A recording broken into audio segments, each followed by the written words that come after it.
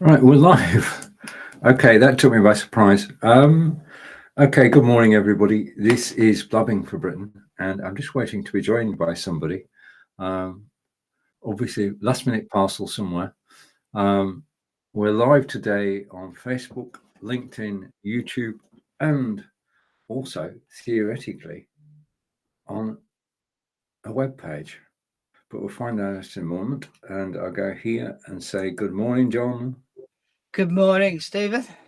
All right. Okay, that was cutting it fine. I hope everything's okay. Visitors, it's Celia's 65th birthday today. Well, happy birthday, Celia. Yep. Brilliant. Okay, so we'll wait till the clock disappears and then remove the card. Right, now I did 3, 2, 1. I did chat with Peter last night when he said he wouldn't be here today, just to try and find out why and if he was okay. He is okay. And he didn't give a why. Now, if he doesn't give a why, I'm not going to ask him. So, yeah. Okay, we say good morning to. It's Saturday morning, it's 11 o'clock, and we're on Royston Radio. Hello, Royston Radio, and thank you for listening in today. We don't know what's going to happen because it's going to be a bit quieter because Peter's not here. No fighting, no arguing, no ranting, no blood pressures. Yeah, there shouldn't be any ranting this week. Not with Peter not being here. He's probably watching. In all probability, he does tend to take the day off, but not take the day off, and could well be listening. So you were saying before we came on air, John, that's cause for celebration today. Yes, it's my wife's 65th birthday today. Party? We've got all family going out for a meal tonight. Very good. That's what we're doing. Yeah. Imagine to get everybody together. My daughter's organised it, so it's it makes it easier when they organise it. I mean, Katie's always organising things for the family, which is good. Yeah. Okay. Right. Anything going on at the moment? Nothing comes to mind. It's all pretty quiet out there. Not really. I mean, we've got an anticlimax on the Ladies World Cup. What? You bought a Villa player. Yeah, you say that anticlimax. I think the Lionesses did superbly well. I mean, we all wanted to win a second World Cup final, and of course, we're disappointed that we didn't. But it doesn't mean they didn't play their hearts out, and it doesn't mean they didn't do the country proud. They established a marker for the future. Yeah, I mean, there are more competitions going on. Sorry? Coming second isn't bad, but it's not the same as winning. I think that's the attitude of the players. Yeah. Oh, yeah. I mean, the players are disappointed, obviously, and the manager as well. But Spain were the better team on the day. And that's basically football. The better team on the day wins. Speaking of which, you may or may not know that Burnley played Manchester United yesterday behind closed doors. There seems to be a lot of this going on where they've got such big squads now that the only chance they get to actually give everybody a go is to play friendlies behind closed doors. And Burnley were in Manchester yesterday playing Manchester United. And do you want to guess what the score was? 0-0. No. The score was Burnley 3, Manchester United 0. Blimey. Did they play Aaron Ramsey? I don't know whether he was playing. I just don't understand. That's the Villa, that is, have been selling great youngsters. Yeah. And things that should be building for the future.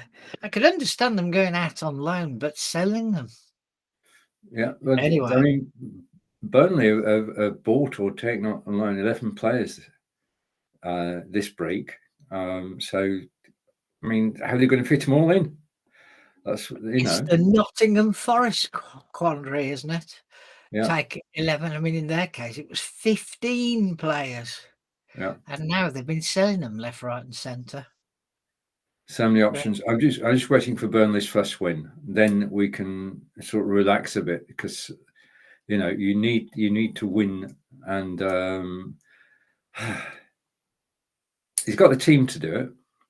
And on the day, when they perform, they're going to do well. I've got a sense that this season Burnley will finish. I'm going to predict it now because it's the beginning of the season. Burnley will finish mid-table. That's my fingers crossed. With their budget, finishing mid-table is a good thing. Oh yeah.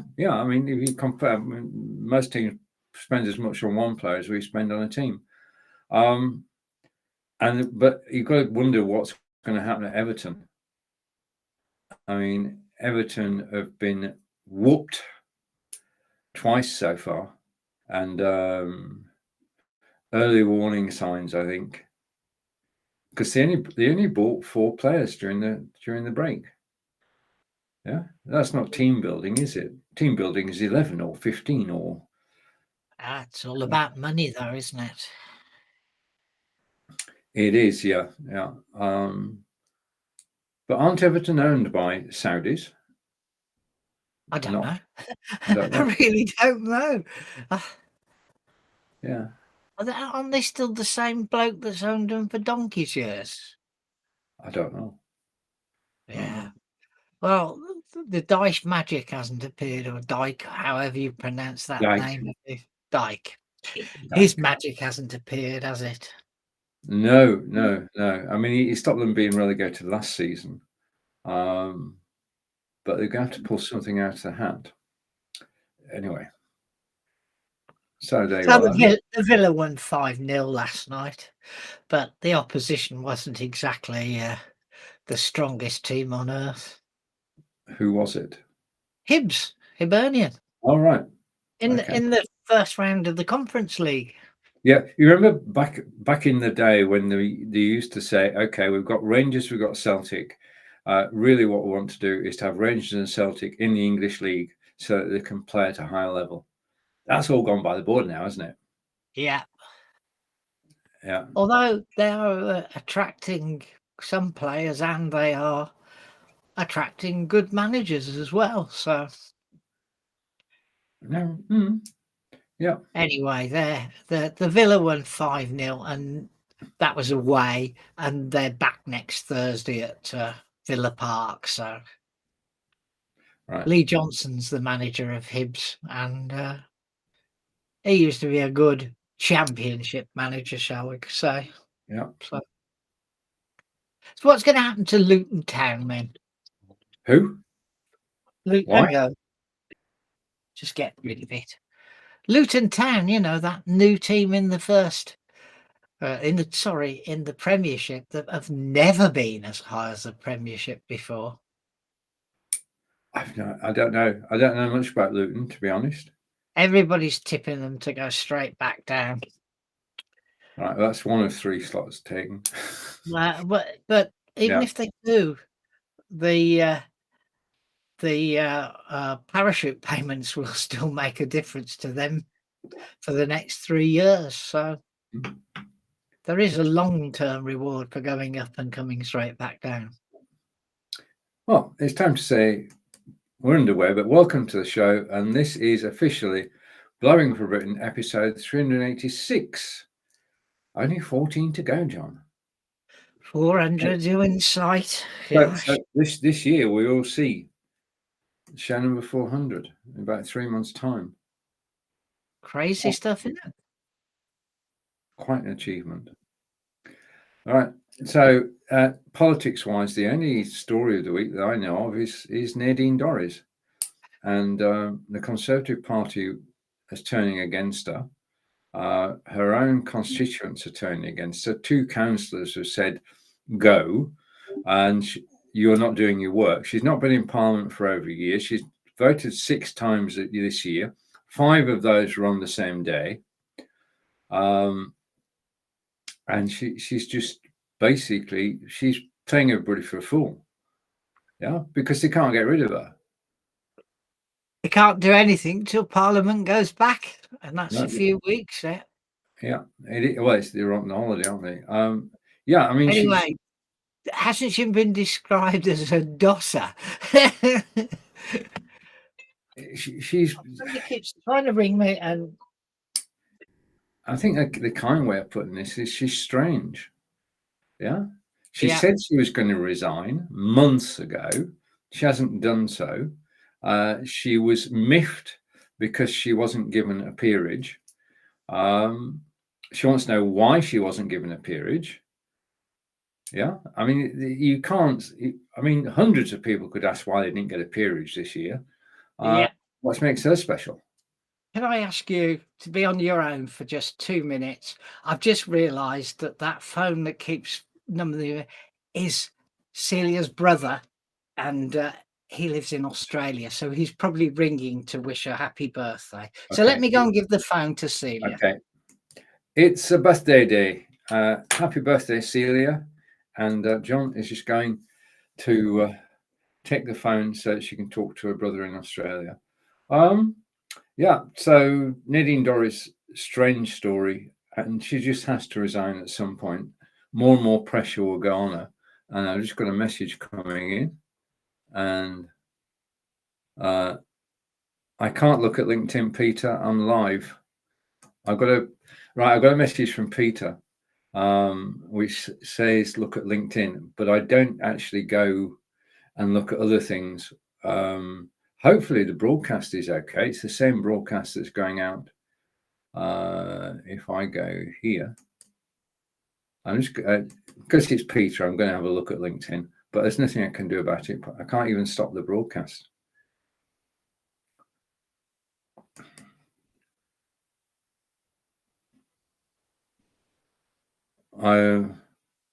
Okay, just take me to LinkedIn. Just to give me a second. I'll try and find my profile. Sorry for this interruption. View profile. And John's probably on his way back now. I'm just going down. And it's Blabbing for Britain.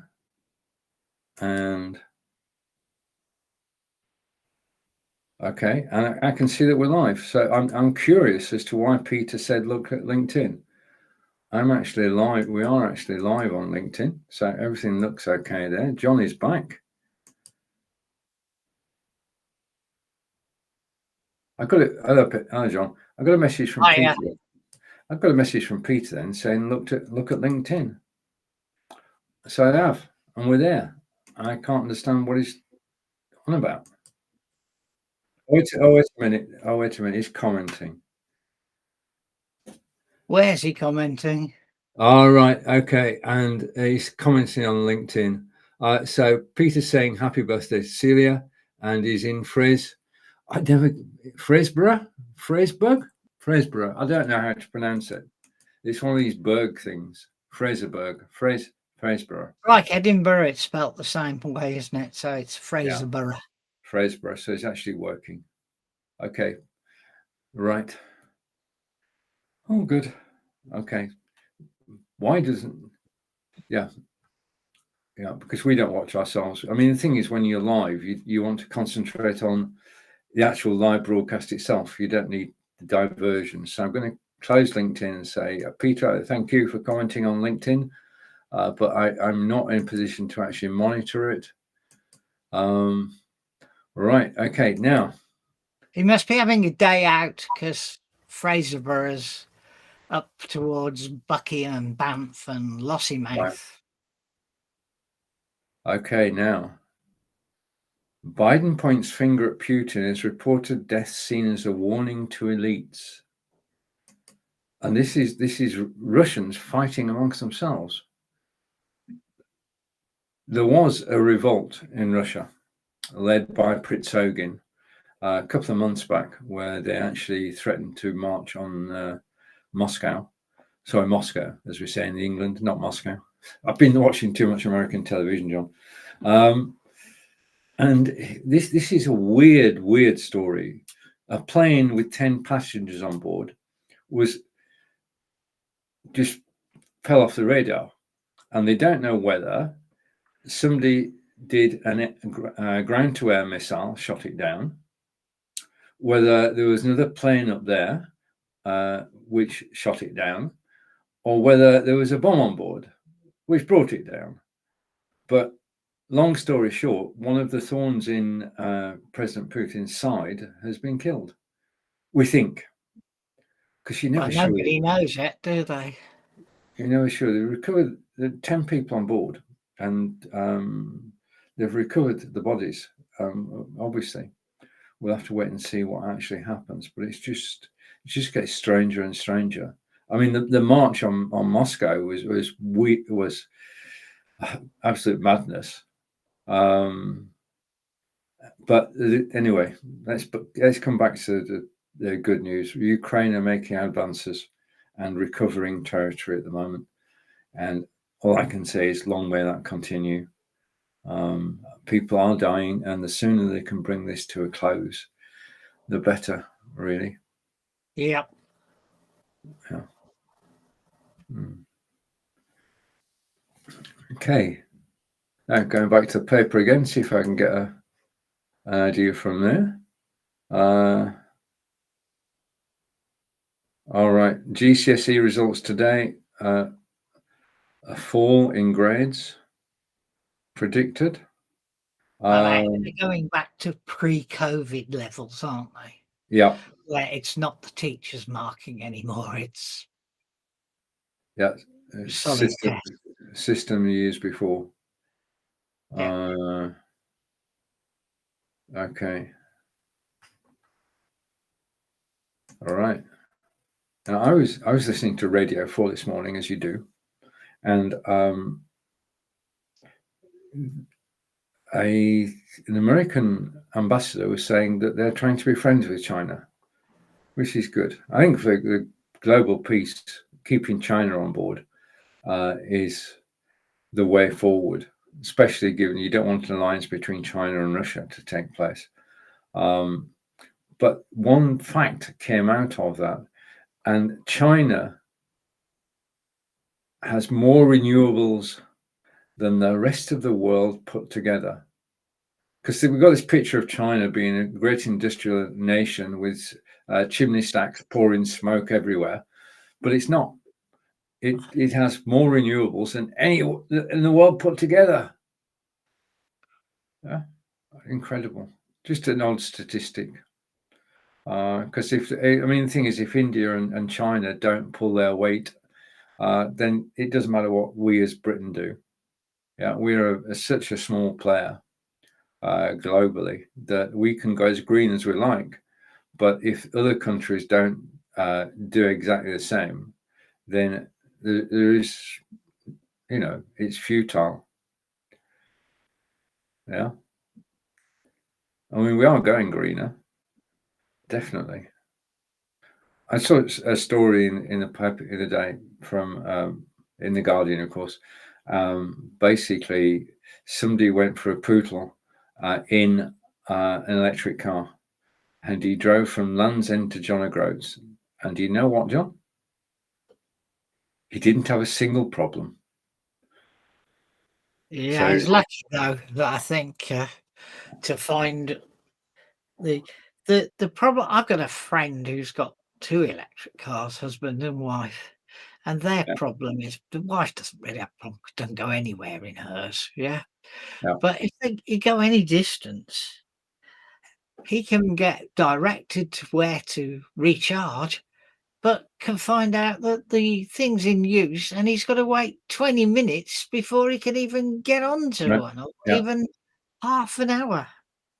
And I think it's the lack of infrastructure that's the real problem. Yeah. And the other thing, of course, we've both got a friend who's got an electric car. Who would that be? Sergeant TCS, although I don't think he calls himself. He went to Cornwall in his the other day. The other week. Right, there you go. So Yeah. There's no way you got from Cheshire to Cornwall without stopping to refill. Those were the days when Sergeant TCS led us in the Don't Drink and Drive days. Yeah. I remember, I mean, fond memories. The first one, and then we did 3 or 4. I think 4. I think it was 4 in total. 4, yeah. Mm. Don't stream and drive as well. Don't stream and drive because Sergeant TCS retired and therefore couldn't carry on, so it came to a natural end. He's still involved, Yeah. but it's a different project. I can't remember the name of it now. But yeah, he's still involved in road safety. But he's part of a team. Yeah. They did drive arounds the UK doing promotional work, and Kia lent them some electric cars. I remember him doing that. Yeah.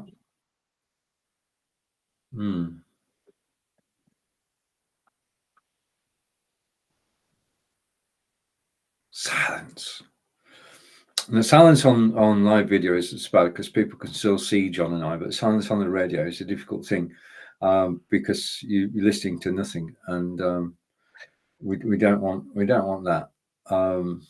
We just need a topic. If you think of some topics for us, then we'll gladly talk about them. We've done football, we've done Pritzogin, we've done GCSEs. Anything What else?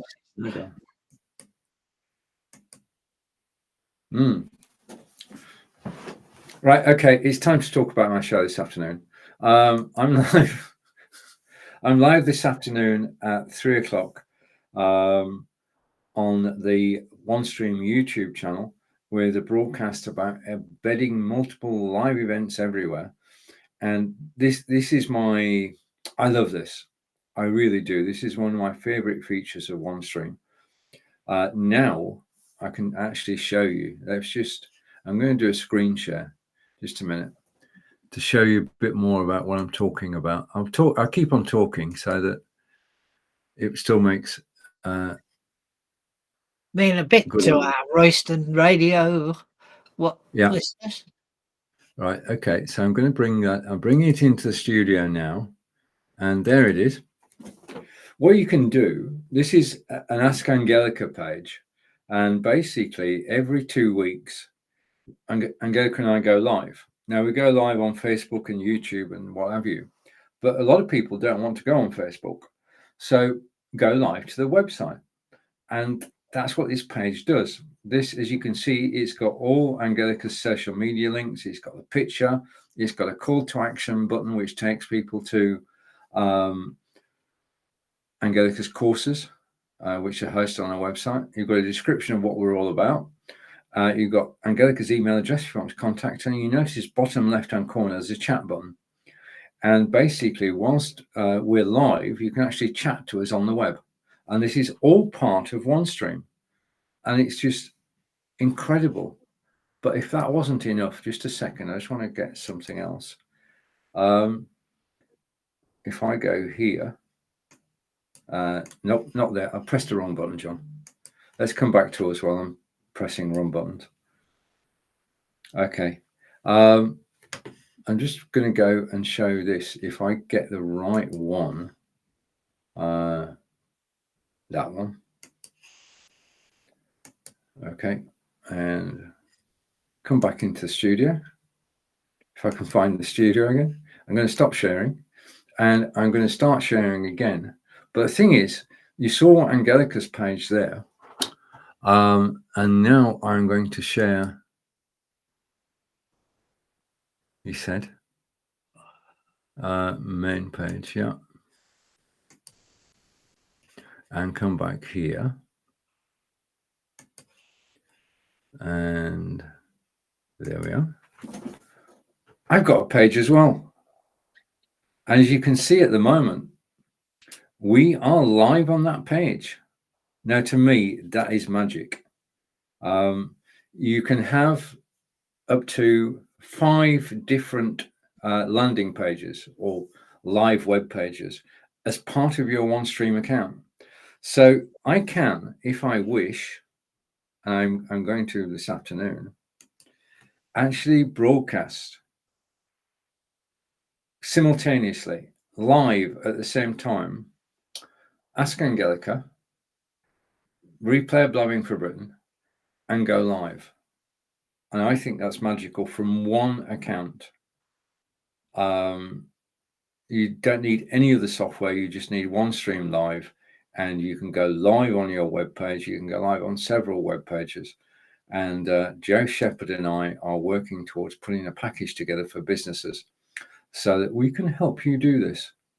But it is the future. The web is the future. Facebook is Facebook. Your website is your own. And that's where you should be broadcasting now, especially seeing it is, as you can see, it is so powerful. Yeah, because if I put that on screen, people can actually see us, but they can't hear us because I've switched the sound off. But that's basically, that was only released a week ago, and it's been well received, and I just think it's brilliant. Embed multiple live events everywhere. Yeah, because we're not just we're talking about multiple different reasons for going live. I mean, as I said on Angelica's, we go live every fortnight, and then the other fortnight we can play pre-recorded shows.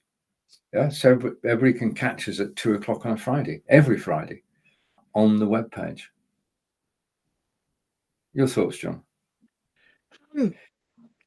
Well, this is really the only streaming I do these days is Blabbing for Britain. So, to be honest with you, whilst I think it looks very exciting, it's not for me. It doesn't float your boat. Well, no, it doesn't float my boat. It's just not where I'm at in this day and age. Yeah. Right. Okay. Well, it's what I'm trying to persuade everybody to have a go at this, because the magic for me is that this is the way to market, to go live and play pre-recorded video. Because if you were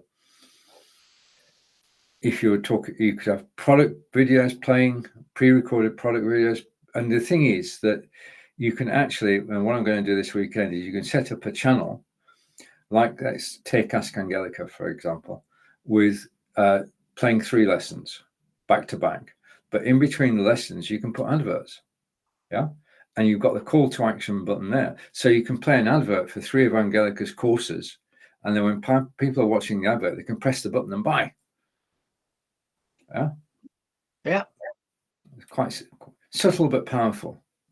Yeah. Okay, that's me. So I am live at 3 p.m. today, talking about embedding multiple live events everywhere. And I'm really looking forward to it. It's something I really enjoy doing. So I'm going to hide that. We're going to stop sharing. Yeah, I forgot I'd set that up, actually. That was very good. They were actually live on my page. Brilliant. Excuse me. Okay.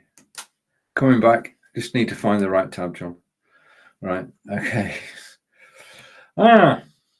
Okay, so that was a slight divestment. I want to say welcome to our viewer.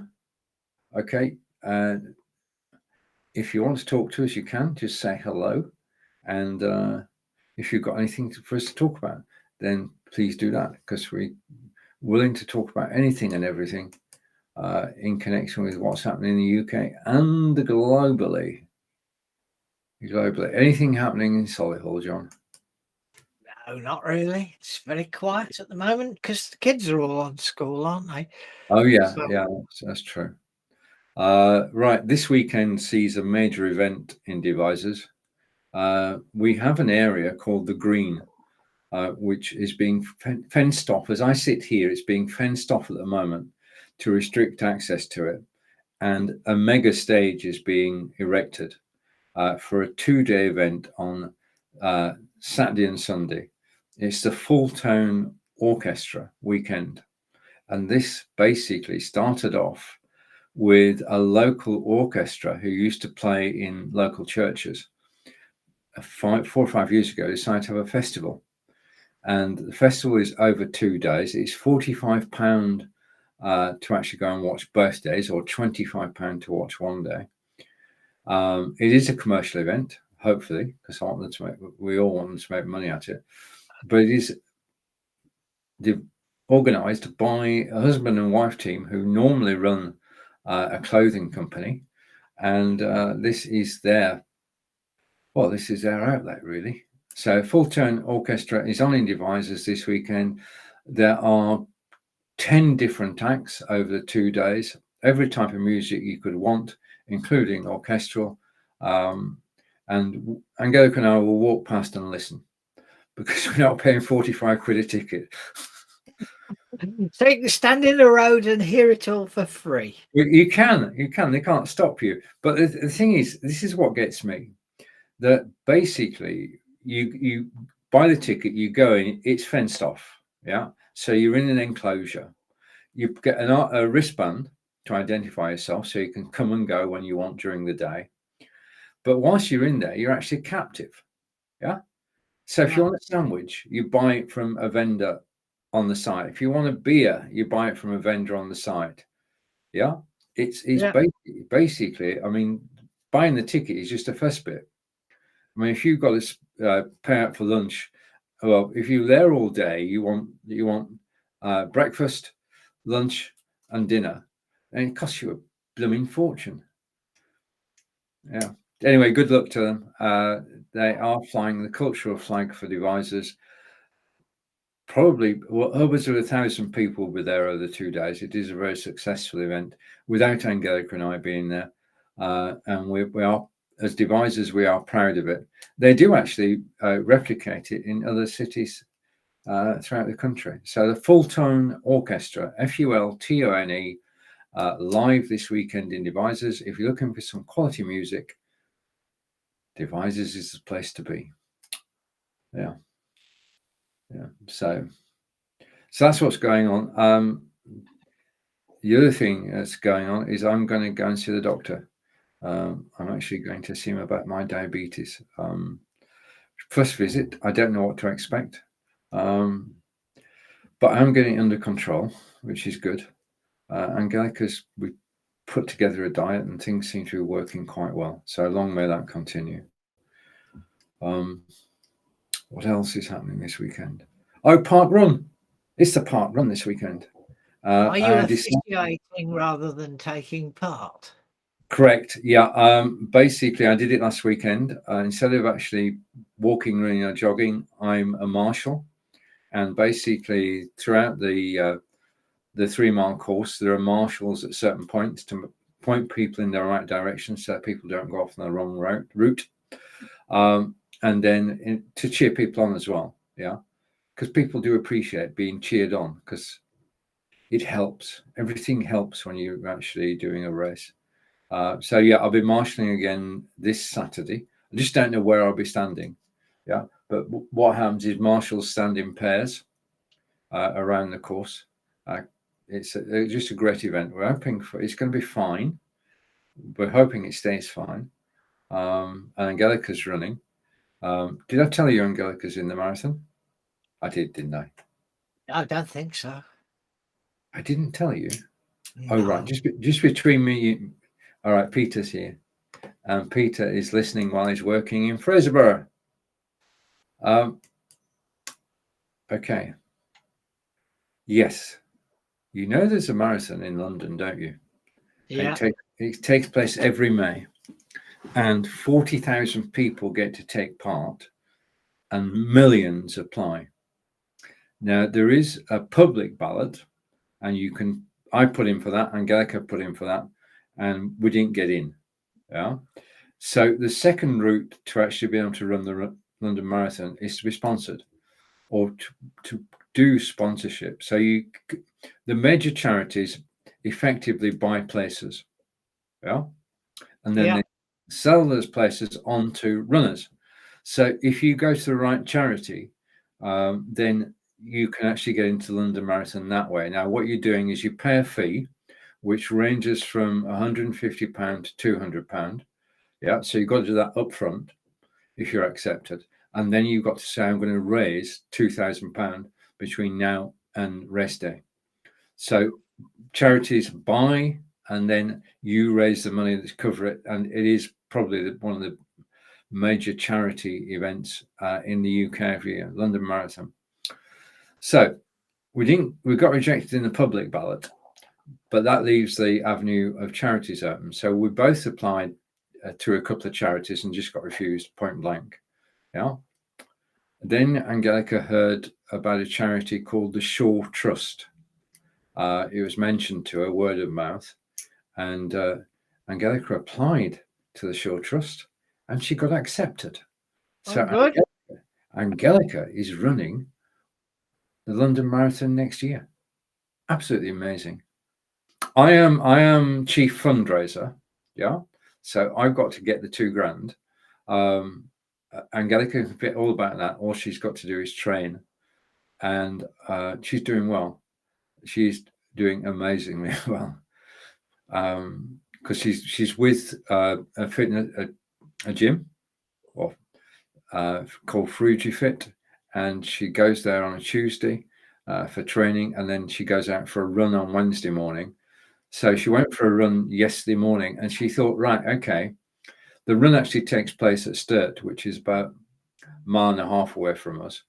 She thought, right, okay, what I'm going to do, instead of taking the car, I'm going to walk to Sturt, do the 5K, and then walk back. And she did. And I mean, she looked good when she came in. It wasn't a problem. But this morning, her alarm went off at 7 o'clock. And she won't mind me saying this. Her alarm went off at 7 o'clock, but she got up at 8:30. Her body said, no way, Jose.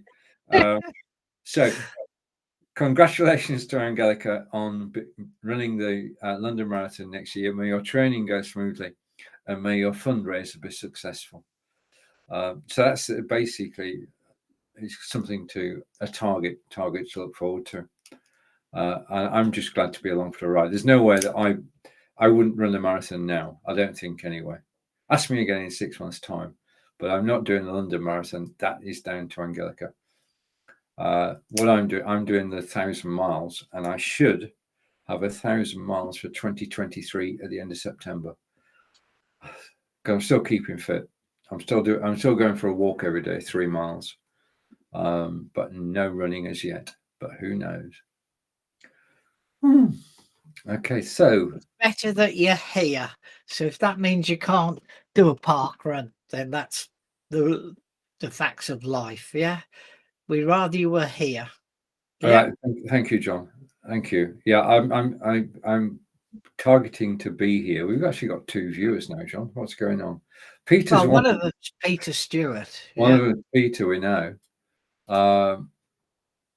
So, Peter, as you say you're listening, tell us why you're in Fraserburgh. And where is it? Oh, it's the top. You go north from Aberdeen, and then it's the corner of land as it turns in. Okay.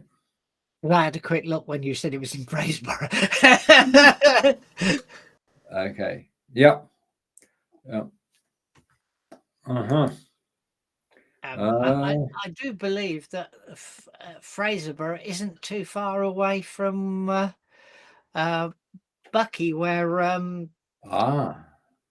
flipping heck, I'm having a mental block now. Fraser moved, didn't he? Yeah. Fraser's now lives with the Dolphins by the sea. Hey.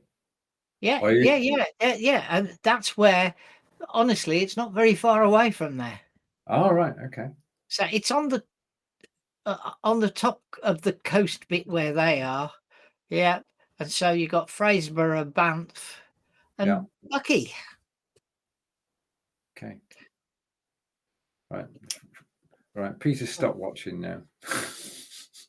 All right. Okay. Let's see if there's anything on the BBC. Let's go over. If I can find it. I found it. The Americans have to do everything different. Yeah. Yeah. Have you heard about the giraffe? No, John. They've had a giraffe born with no spots. Ah, A what the odds? spot-free giraffe. Is it? It's like It's having an albino, isn't it?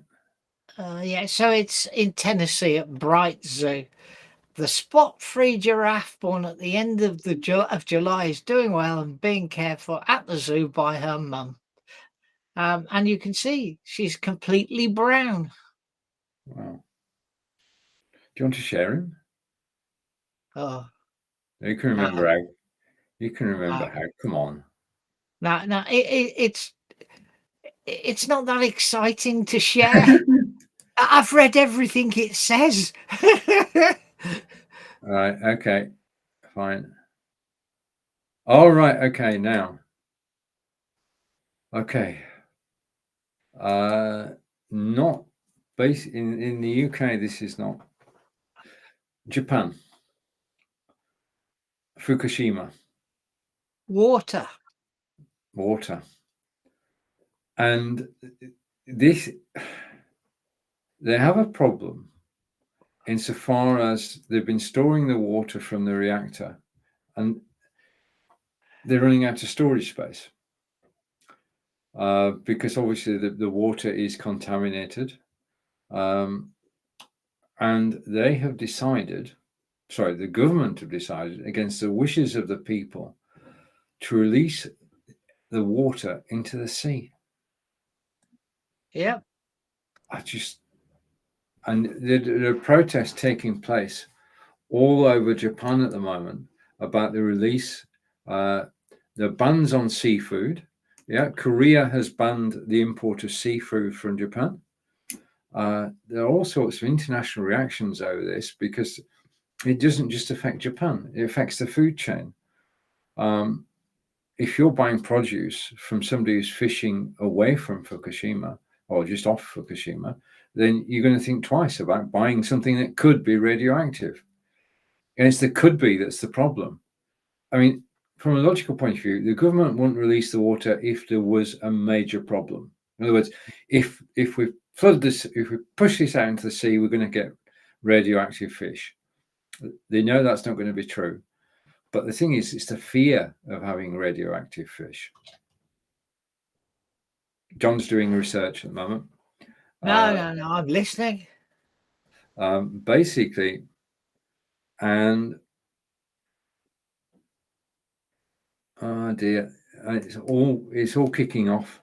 It's all kicking off. And I think today's the day they actually release it. So everything that's going on in the world. Because I remember, Fukushima was just, yeah, it's like Chernobyl, isn't it? Yeah. Yeah.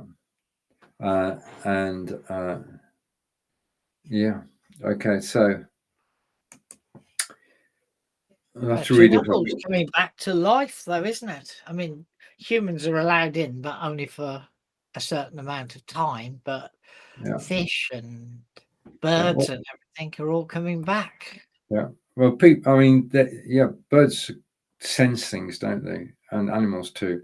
I mean, people have lived at Chernobyl since the disaster happened, and they're still there. I mean, they're not. It's not a place that you go out of choice. But if you were born there, the government didn't. When it said you should leave, it didn't actually make people leave. So, yeah. Okay. So, did you ever watch Inside the Factory with Greg Wallace? I caught a couple of episodes. They were quite interesting.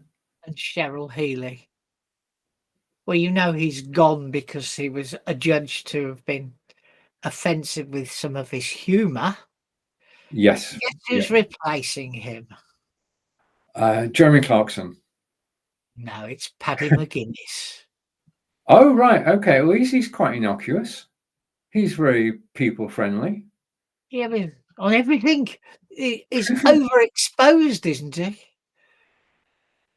As he finishes one series, he starts another. he is forever on television. You're right on that, but I think he's a good choice. Yeah. I think because the thing is that when you're replacing somebody, you've got to be careful, extra careful, because you don't want to repeat the mistake. The thing is, though, yeah. So I enjoyed the series. I enjoyed watching it because it was always interesting. It's always interesting to find out how things are actually made and delivered to our doors. Because I think it's amazing that we can go to our local supermarket and now all the produce is there. Yeah. Yeah. It's just incredible logistics for everything that we need. You just go to a supermarket, you buy it, and we don't think twice about it. Yeah. We are very lucky. I mean, if we go back to our 60s and 70s, shopping was the corner shop. Yeah. And that was all we knew was the corner shop, the shop across the road. Yeah, there were no superstores, no Asda's, no Co-ops, no. It's all changed and it's all become so easy. Yeah, To spend your money. I mean, remember when we used to go out on a Saturday morning. We lived in Burnley, and we lived on the way out of town, and we used to go out on a Saturday morning. We used to go to the butchers. We used to go to the greengrocers, and we used to go to the grocers. Yeah, and if we were feeling rich, we'd go to the deli. So you'd actually go to 4 different shops and meet 4 different sets of people and give your business to 4 different local businesses. Where's that gone? Where have all the butchers gone? There aren't any traditional butchers around here anymore. Gone. The traditional greengrocer in the local shopping centre, which is Acots Green to us, gone. Yeah. It's just crazy.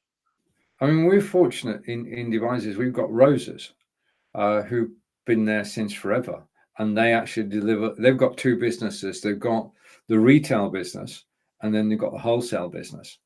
So both go together well. So we do have a butcher's, but I've got to say, and this is, but Roses, top quality produce.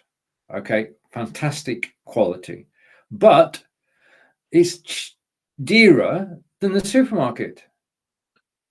Yeah. So if you're buying your weekly meat, where do you go? You go to the supermarket because you can walk down one aisle and you can pick it up yourself, and it doesn't have to be weighed. We're all into pre-packaged stuff. Yeah. Peter is still around. There is something that goes on at the local pub 2 days a week. A lorry pulls up the side opens up, and it's a mobile butcher's. All right. Okay. Yeah. He's popular with a lot of people. I don't bother, but he's popular with a lot of people. And he'll be there 4 to 6 hours, depending on how quickly it sells out. And there'll always be a queue. Yeah. Yeah. Basically, towards the end of the day, he makes up batches and then says, "What are you going to give me for this? I don't want 5, I want 4." Yeah. Yeah, 2 veg for the price of 1. That's what our vegetable store does. Yeah, I mean today again, Devizes Market Town with the Royal Charter. We have Market Day every Thursday, and you do get a butcher's on there. You get greengrocers, you get cake stalls, you get everything. So we're going into town today, and the wide variety of produce is incredible. And we've also got the market, which is the shambles. But supermarkets rule for convenience and for price and quality. Yeah. You know, it's Lidl's or Morrison's. Well, I like Lidl's. Morrison's is tacky in Acots Green, but the store in Sheldon's very nice and very modern. Yeah. But the store in Acock's Green used to be a Sainsbury's, and before that it was a Safeway. And it's never really had any money spent on it when it's changed hands. Yeah, that's a shame, isn't it? Shame. Over to Peter. Peter is saying, I'm in a place called the Brock. Or is it the Brock? It's Scottish, so it's got to be Brock. Yeah. Okay. John is looking it up, so we know a little bit more about it. Okay. Yes. Bruce of the Brock Bakery, the Brock Tandoori, Brock Taxis. Right. A bakery, Brock possibly. Cherry Club. Right. Okay, you're watching Blabbing from Britain, or listening to Blabbing from Britain, episode 386 from the UK, with John and Stephen in the studio, and Peter in the Brock. Well, Peter's in the Brock. He must be near the Museum of Scottish Lighthouses. Ah. Uh-huh. And the original factory shop, brackets, Fraserburgh. Are we right in saying Fraserburgh, John? Peter? Is that it's like Edinburgh, isn't it? Yeah. We all say Edinburgh. It's spelled the same. Right. Over to the news. Yay. Yeah, so we're in, Parliament is in recess, which means they can't sack that woman. Yeah. Peter's saying we're correct, which is good. Yeah. Okay. So, is he anywhere near the harbour? Go on then, Peter. Are you near the harbour? We're going to find out exactly where Peter is, hopefully by the end of the show. Okay. Now, if you're listening on Royston Radio, I want to say thank you very much for listening in. I want to say thank you to Fonz for actually giving us the ability to actually broadcast on Royston Radio. Watching the Royston page on Facebook, things are progressing well. So congratulations to Fonz, because there's a legion of great DJs now actually presenting shows live on the station, and things seem to be coming together, which is great news.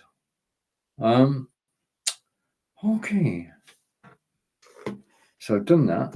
I'm just going over to the BBC, see if things are happening. So we've got the seafood protests. GCSEs full. Oh, right. Okay. And we have another NHS strike coming up, which is the NHS consultants. The government are taking a very strange tactic with strikes. Yeah. And it's just that's to wear the strikers down until they come to the table and they actually reach a compromise, which is less than what they wanted, but the government's happy with it. And strike, we as consumers of whatever service it is, if people are on strike, we just live with it.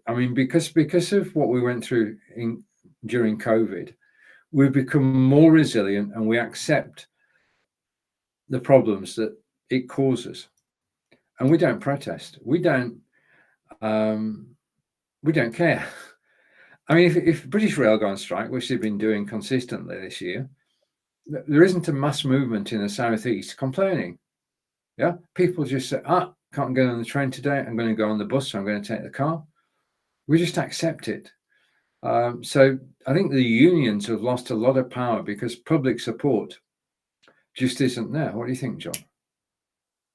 Yeah, it happens so much that we've just become,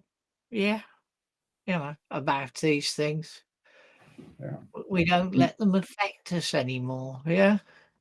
I obviously, live in the Birmingham area, and of course we had Red Robbo and all the strikes at British Leyland, which ended up killing the company. So, Yeah, back in our day, a strike was a strike. People came out, people went in support, and the strikers got called scabs if they went in. Oh yeah, I mean the miners' strike. There's basically in those days the government used to wait a while and then negotiate a deal, so there wasn't any major disruption. Now we live with major disruption on a regular basis, and it doesn't make a great deal of sense. It doesn't. No. So we're more resilient, or just we don't care. Or we don't care. Yeah, when we will go and battle for somebody else. Okay, if nurses go out on strike, then we raise our voices and we say yes, we're in favour of the nurses because of everything the nurses have done for us. But we don't do anything concrete. We don't take action with the nurses. We just sympathise, empathise, and support, but we don't do anything. Now, I'm not suggesting we should go. Oh, right. Yeah. Suggesting we should go and march on London. But, right. Talking of which, you remember that? I was going to say the one thing we haven't mentioned that's been in the news is the Pakistani cable car rescue. Well, there's a Pakistani story and there's an Indian story. The cable rescue. Yeah. Yours, John. Well, I was quite impressed. They gave up trying to use the helicopters. They did get one person down using a helicopter. And then they called in some outside expertise that rigged up a wire that you slid down, a zip wire. And so he used the cable to go down, and then they added a zip wire stuff, and they were bringing 4 people at a time down then from the zip wire, using the cable that was left from the other 2 that had broken. So God was quite ingenious, really. Yeah, and a good news story, because we need good news stories. Everybody survived. Yeah, indeed. I mean, I wouldn't like to be stuck in midair in a cable car. That would be my nightmare. Cars, they give me the heebie-jeebies. Yeah, one of my nightmares. I mean, I know they're. Yeah, so we're not going there. Right, you remember that Europe thing? Basically, when we're in the EU, seems a long while. Oh yeah. All right, there's funny people, who can't agree amongst themselves. All right, there's another march taking place to London, and Angelica and I are thinking of taking part, because did you know that the vast majority of the citizens want to be back in the EU? And I just think it was rigged in the first place. But I'm not getting into history. You could well be right. Okay, and our congratulations. We've spoken about Pakistan. Our congratulations to go to India, because as President Modi said, they had achieved something rather special by landing on the moon before the Russians. I'll probably get that in. But it's quite an achievement. It raises one thing in my mind. Why are we giving hundreds of millions of pounds a year to India if they can afford to go to the moon? And we can't. That's a good question. On that question, John, it's over to you. Well, the answer is I don't think we should be doing it, but that's for everybody to say. So it's that time. It's time for us to go and leave you alone. So we'll be back same time, same place next week, and probably with Peter Stewart to do a few rants and raise his blood pressure. So it's goodbye from me, and it's goodbye from him. And that's the West Midlands signing off and Wiltshire signing off. Bye. Bye. Okay, and